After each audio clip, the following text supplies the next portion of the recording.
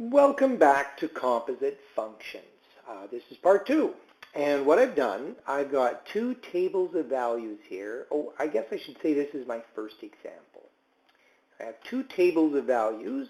This is the results or some points, some data, I guess, for function f. And this is some data for function g. And over here, I'm asked to find f of g of 2. And I don't have any actual statement of what the functions are, and I don't have any graph or anything else to work with. Can I do that? Well, the answer is yes, you can.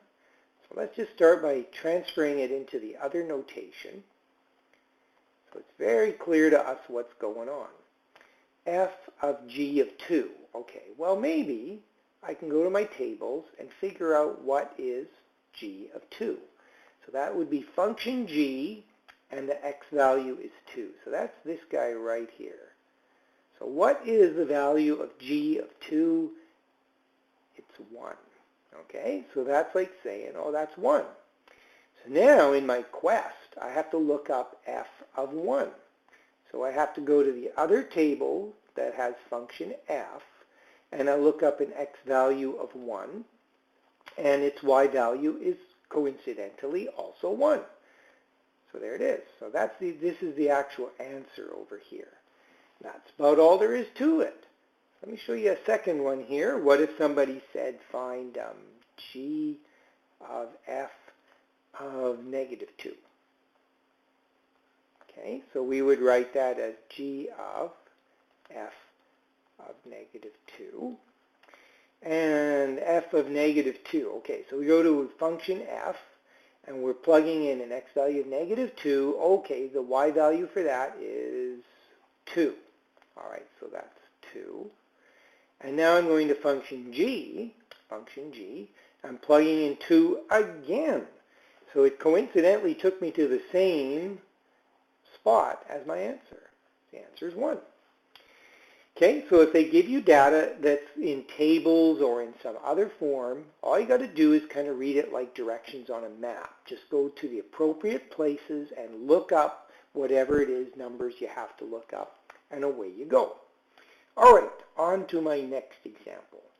Sometimes the data is not given in tables or something like that. It might be given to you as a graph. So if you bear with me here, I'm going to attempt to draw a decent graph, or reasonably decent. So got some key points here that I wanted to try to get to. So first graph that I wanted to put in here is a line. And this is function g. And let's see here, what did I want to do? Something pretty close to this location. Okay, so that's function g, or g of x. And function f, I'll probably have more trouble trying to draw, but it's supposed to be a parabola with its vertex down here. So I'm going to attempt to draw a reasonable version of that. This goes roaring up, and then the same thing over on this side. This side gives me the most. There, not too bad actually, and that's function f of x. So what if the question looked like that, and you were asked to find the following: f of g of negative 2. Okay, so let's proceed. Now, the only difference between this and the previous question is it's not written in a table. It's in a graph, but you just use your graph to look it up. Like g of negative 2. Well, where is that going to be? Well, there's function g, negative 2. Well, I think I meant for this to be really close to a y value of 0. So that means, oh yeah, the y value here, when x is negative 2, we got a y value of 0, so the function value is 0. So really, now what I'm looking for is what is f of 0. Okay?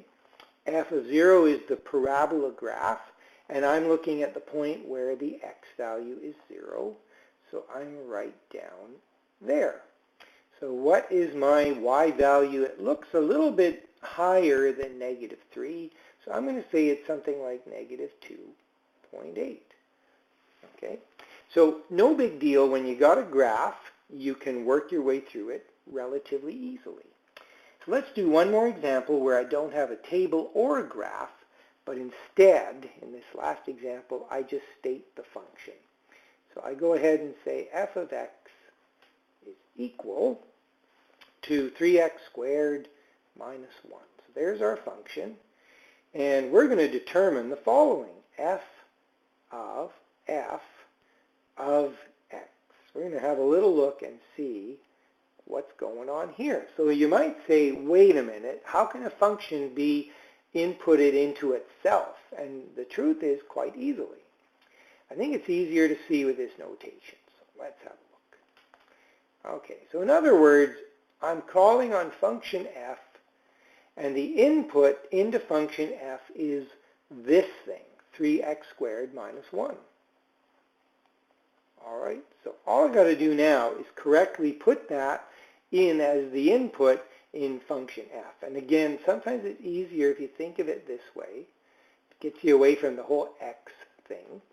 There's your input. What do you do to your input? You go 3 times your input squared minus 1. That's what function f tells you to do. So I want to go 3 times my input squared and then subtract 1. And my input happens to be 3x squared minus 1. So all I've got to do now is clean that up. So I'm going to expand out the squaring. Okay, the real thinking part of this is done. So this thing times itself.